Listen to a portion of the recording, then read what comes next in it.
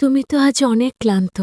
চলো, আমি তোমার মাথায় তেল মালিশ করে দিই, বললেন চাচি। তার নরম হাত যখন আমার চুলে আলতো করে ঘুরছিল, আমার মনে এক অন্যরকম অনুভূতি হচ্ছিল। কিছুক্ষণ পর তার হাত আমার পিঠের দিকে নামল। পায়েল চাচি সবসময় নিজের কাজে ব্যস্ত থাকতেন, তাই আমার জন্য এমন কিছু করার সুযোগ খুব একটা পেতেন না। কিন্তু সেদিন রাতে চাচি নিজের হাতে আমার মাথায় তেল মালিশ করছিলেন।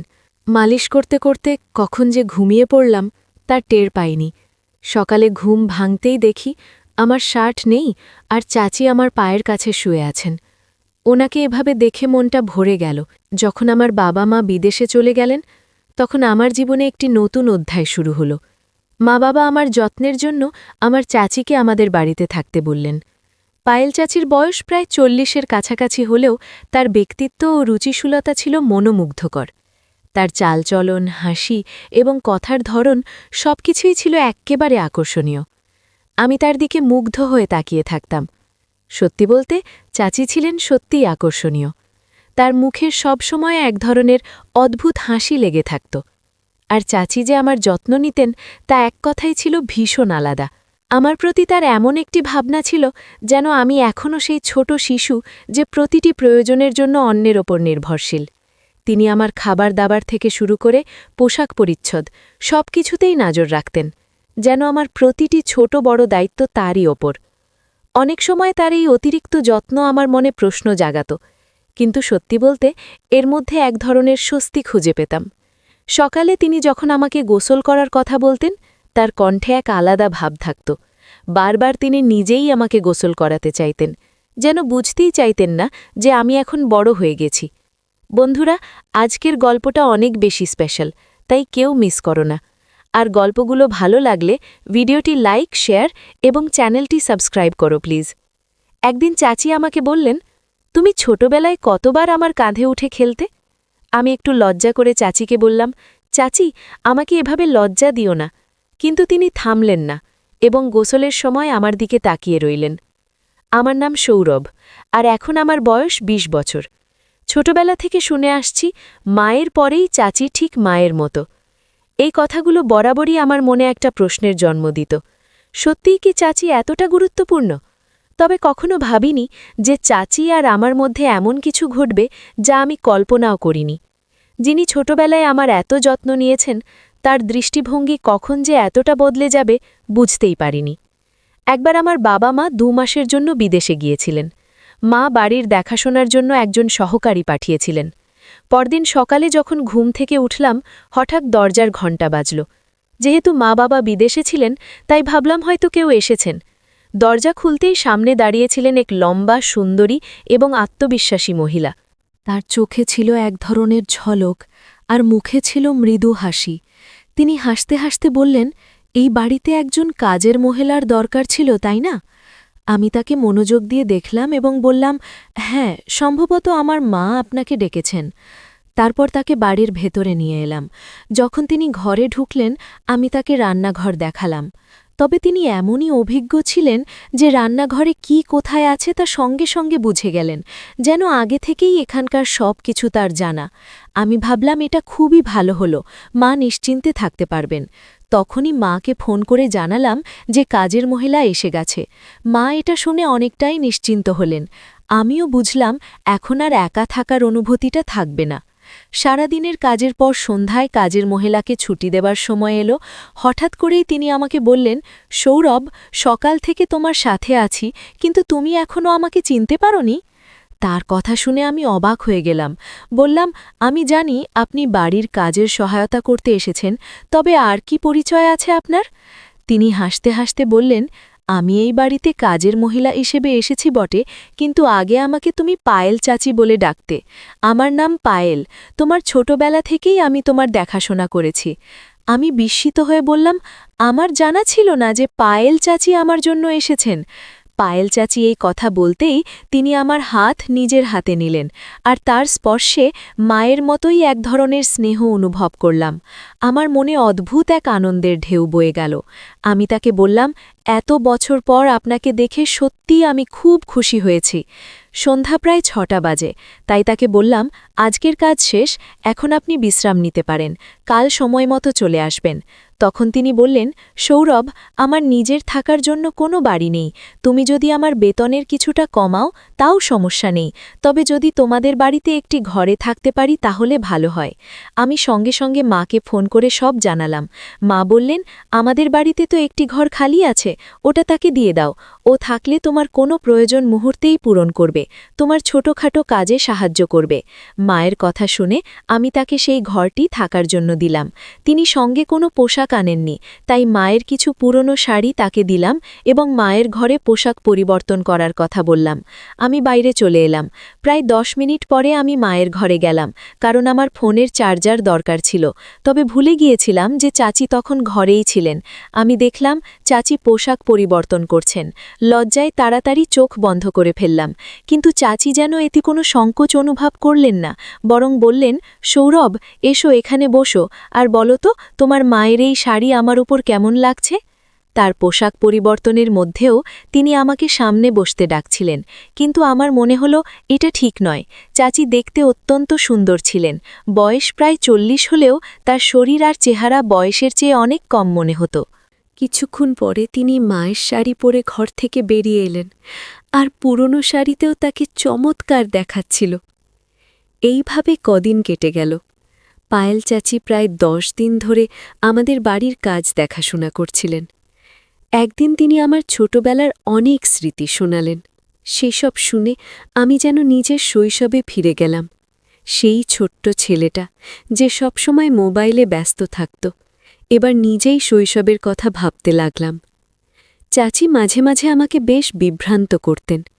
কয়েকদিন পর হঠাৎই একদিন বললেন, সৌরভ, আজ তোমাকে আমি নিজ হাতে গোসল করিয়ে দেব। আমি বারবার না করলেও তিনি হাসি মুখে গোসল করানোর জন্য জেদ করছিলেন। তার কথায় রাজি হয়ে শাওয়ার নিয়ে বেরোলাম। দেখলাম চাচি আমার ঘরে বসে আছেন। তিনি বললেন, তুমি আমার হাতে গোসল করনি, কিন্তু এখন আমি তোমার ভেজা চুল মুছে দিতে চাই। আমি মাথা নিচু করে তোয়াইয়ে দিলাম এবং তার সামনে বসলাম। চাচি স্নেহভরা হাতে আমার চুল মুছে দিতে লাগলেন। আমি চাচিকে পরিবারের সদস্যের মতোই মনে করতাম, তাই স্বাভাবিকভাবেই তার সাথে মিশতাম। বলেছিলাম, এই ঘরটাকে নিজের ঘর মনে করবেন। আমার কথা তিনি মনোযোগ দিয়ে শুনলেন এবং আমাদের বাড়িকে এমনভাবে থাকতে শুরু করলেন যেন এটি তার নিজেরই ঘর। এক সন্ধ্যায় আমি বন্ধুদের সঙ্গে এক জন্মদিনের পার্টিতে যাচ্ছিলাম। তখন চাচি আমাকে জিজ্ঞেস করলেন, কোথায় যাচ্ছ? আমি বললাম, একটা পার্টিতে যাচ্ছি। তখন তিনি বললেন, তুমি আমাকে পরিবারের অংশ বলো, কিন্তু একাই চলে যাস, কখনো আমাকে কোথাও নিয়ে যাওনি। আমি বললাম, ঠিক আছে, আমি আপনাকে নিয়ে যেতে রাজি আছি, তবে আধুনিক পরিবেশে মানিয়ে নিতে পারবেন তো? তিনি সম্মতি দিলেন। আমি বললাম, মায়ের ঘর থেকে ভালো একটা শাড়ি পরে প্রস্তুত হয়ে আসুন। পার্টিতে যখন পৌঁছালাম তখন আমার বন্ধুরা তাকে দেখে ভেবেছিল তিনি আমার বান্ধবী। চাচি এমনই উপস্থিতির অধিকারী ছিলেন যে সবাই ধরে নিয়েছিলেন তিনি আমার সঙ্গী। চাচি হেসে হেসে বন্ধুদের বললেন, আমি সৌরভের বন্ধু। পরে আমি চাচিকে জিজ্ঞেস করলাম, এভাবে পরিচয় দিলেন কেন? তিনি মুচকি হেসে বললেন, তোমার বন্ধুরা যা ভেবেছে তা দেখে তোমার মুখ দেখার মতোই ছিল। আমি হেসে বললাম, মাফ চাওয়ার কিছু নেই, ঠিকই করেছেন।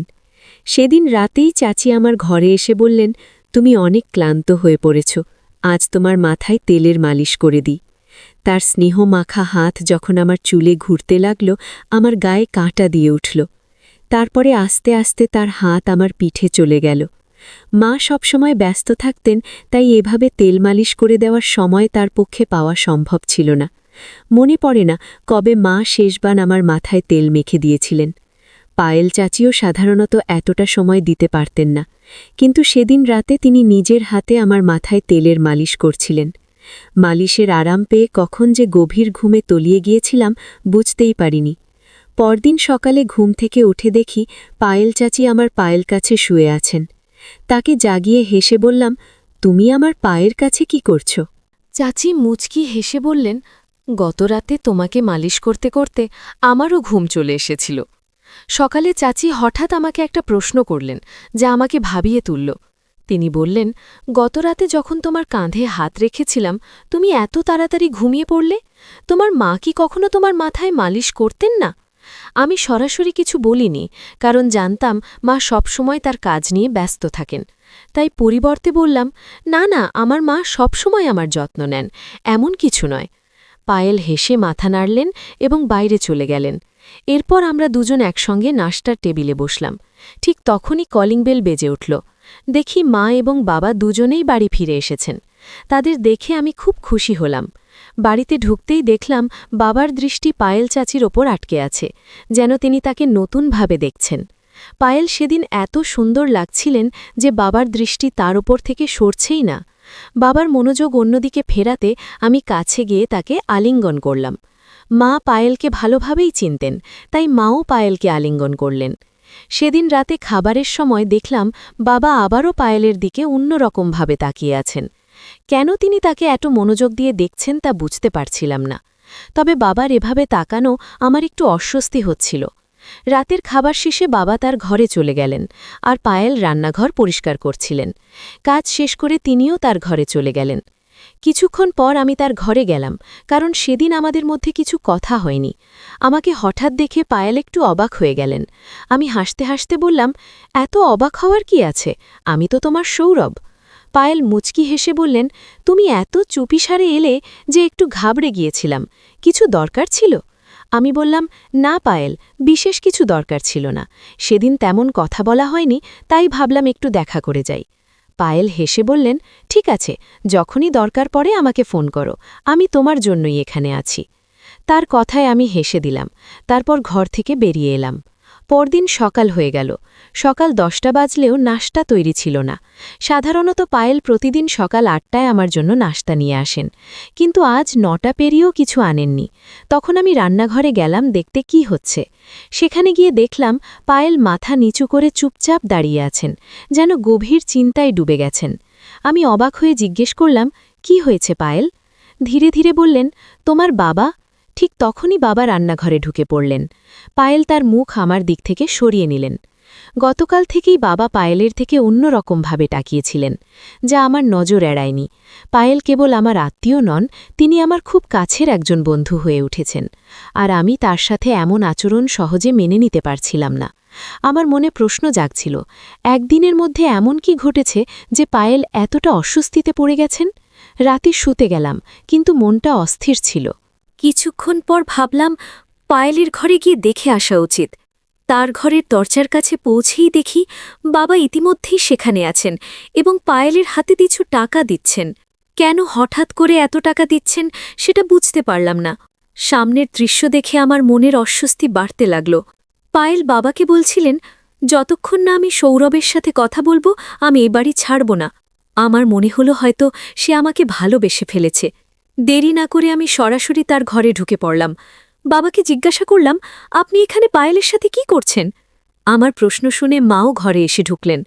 আমাকে দেখে মা বাবার মুখের ভাব কেমন যেন বদলে গেল। মা বাবা আমাকে বলতে লাগলেন, তুমি নিজের ঘরে ফিরে যাও। আমি প্রতিবাদ করে বললাম, আমি আর শিশু নয়, আমি জানতে চাই এখানে আসলে কি ঘটছে এবং আপনি পায়েলের সাথে কি করছেন। ঠিক তখনই পায়েল আমার কাছে এসে আমাকে জড়িয়ে ধরে কাঁদতে লাগলেন। তিনি বললেন, সৌরভ, এই বাড়িতে তুমি একমাত্র ব্যক্তি যে আমাকে বোঝে। এখানে আসার পর থেকে তোমাকে অনেক কিছু বলতে চেয়েছি, কিন্তু কিছু কারণে চুপ ছিলাম। পায়েলের কথায় আমি অবাক হলাম এবং তাকে সান্ত্বনা দিয়ে বললাম, যদি কোনো নিরীহ মানুষের সাথে অন্যায় হয়ে থাকে আমি তা সহ পড়ব না। তখন মা পায়েলকে বললেন, তুমি চুপ থাকাই ভালো, আর এখান থেকে চলে যাও। কিন্তু পায়েল উত্তেজিত হয়ে মায়ের দিকে তাকিয়ে বললেন, আজ আর চুপ থাকব না, আমি সৌরভকে সব সত্য বলবো। পায়েল আমার দিকে ফিরে বললেন, সৌরভ, তুমি তোমার এই মা বাবার সন্তান নও, তোমার আসল মা তানিয়া, তিনি আমার বড় বোন। কয়েক বছর আগে তিনি এই বাড়িতে কাজ করতেন এবং দুজন যমজ সন্তানের জন্ম দিয়েছিলেন।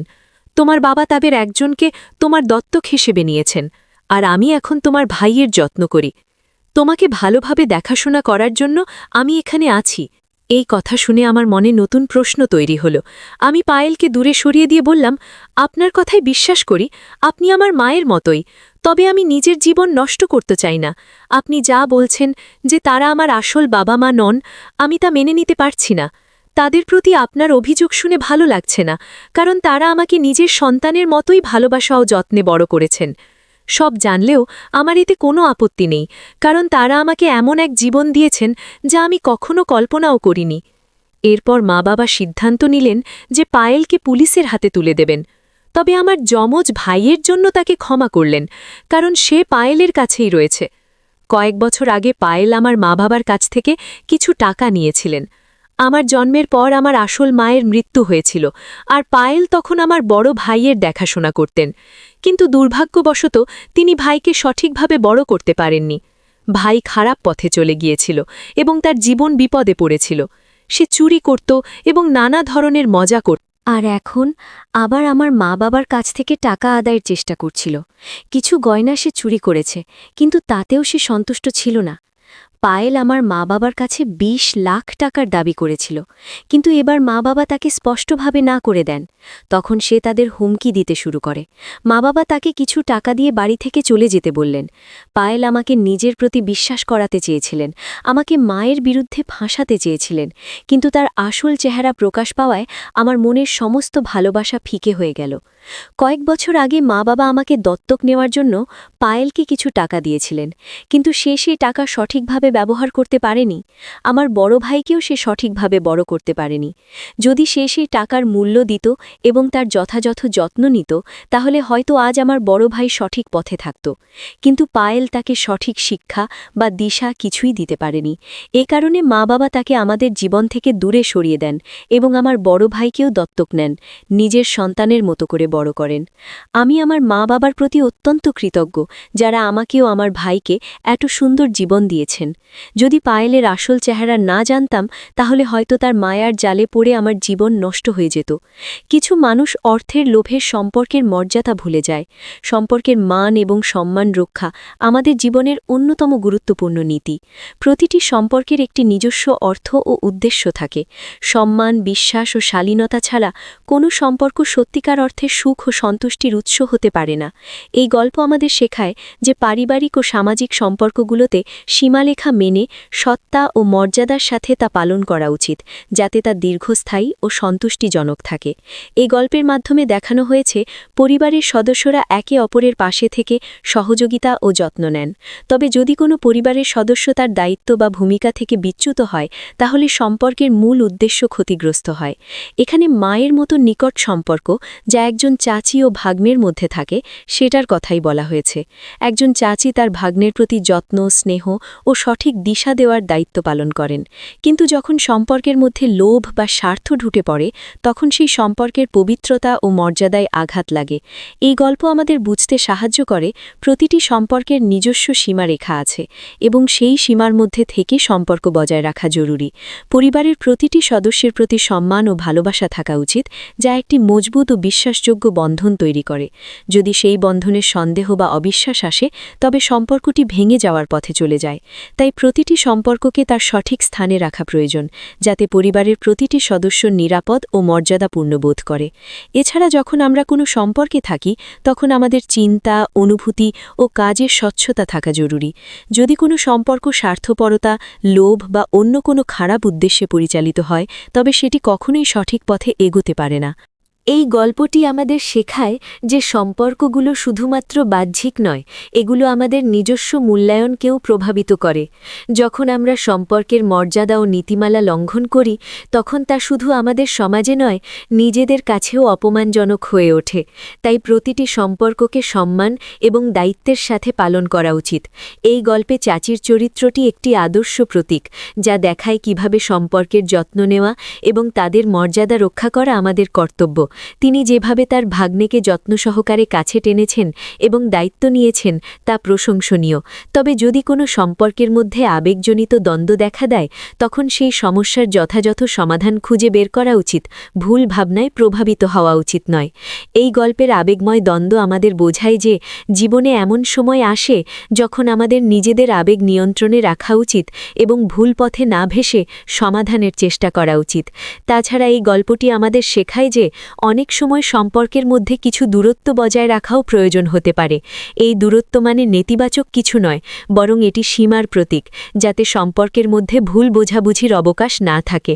প্রতিটি সম্পর্কের মধ্যেই এমন কিছু শিক্ষা থাকে যা আমাদের জীবনের মূল্যবান গুণাবলীর বিকাশ ঘটায়। যতক্ষণ পর্যন্ত সম্পর্কের মর্যাদা অটুট থাকে, ততক্ষণ পর্যন্ত তার প্রভাবও ইতিবাচক থাকে। এই গল্পটি আমাদের শেখায় যে সম্পর্কের মধ্যে শৃঙ্খলা ও আত্মনিয়ন্ত্রণ রক্ষা করা কতটা গুরুত্বপূর্ণ। সম্পর্কের মধ্যে অনুচিত আচরণ বা সীমালঙ্ঘন শুধু সম্পর্ককেই নয়, আমাদের ব্যক্তিত্বকেও ক্ষতিগ্রস্ত করতে পারে। তাই সম্পর্কগুলোতে সততা ও স্বচ্ছতার মূল্য অপরিসীম। যখন আমরা সম্পর্কের সীমা ও মর্যাদা বজায় রাখি, তখন সমাজে একটি ইতিবাচক পরিচিতি তৈরি হয় এবং সম্পর্কগুলো সত্যিকারের আনন্দের উৎস হয়ে ওঠে। এই গল্পের মূল শিক্ষাটি হল, প্রতিটি সম্পর্কেরই নিজস্ব মর্যাদা আছে এবং তার প্রতি সম্মান দেখানো আমাদের কর্তব্য। যখন আমরা এই দায়িত্ব পালন করি, তখন জীবনে সুখ ও শান্তি আসে। সম্পর্কের মূল্য শুধু একত্রে থাকার মধ্যে নয়, বরং সঠিক চিন্তা, সম্মান ও সততার সঙ্গে তা পালন করার মধ্যেই থাকে। তাই গল্পটি আমাদের বোঝায় যে সম্পর্কগুলোকে বুদ্ধিমত্তা, শ্রদ্ধা ও সত্যের সাথে পালন করা উচিত, যাতে তারা সবসময় সুন্দর, সজীব ও প্রেরণাদায়ক থাকে। এই গল্পের সারমর্ম এটাই যে প্রতিটি সম্পর্কের মধ্যে একটি সীমারেখা থাকে, যা তাকে পবিত্র ও নিরাপদ রাখে। এই সীমারেখা মেনে চলা উচিত, যাতে আমাদের সম্পর্কগুলো যেমন মজবুত থাকে, তেমনি আমাদের সমাজে একটি ভালো ও প্রেরণামূলক ভাবমূর্তি তৈরি হয়। বন্ধুরা, যদি এই গল্পটি ভালো লেগে থাকে, তাহলে দয়া করে ভিডিওটি লাইক করুন এবং আমাদের চ্যানেলটি সাবস্ক্রাইব করুন। পাশে থাকা বেল আইকনটি প্রেস করুন, যাতে আমরা যখনই নতুন ভিডিও আপলোড করি, তার নোটিফিকেশন সবার আগে আপনার কাছে পৌঁছে যায়। ধন্যবাদ। দেখা হবে আমাদের পরবর্তী ভিডিওতে।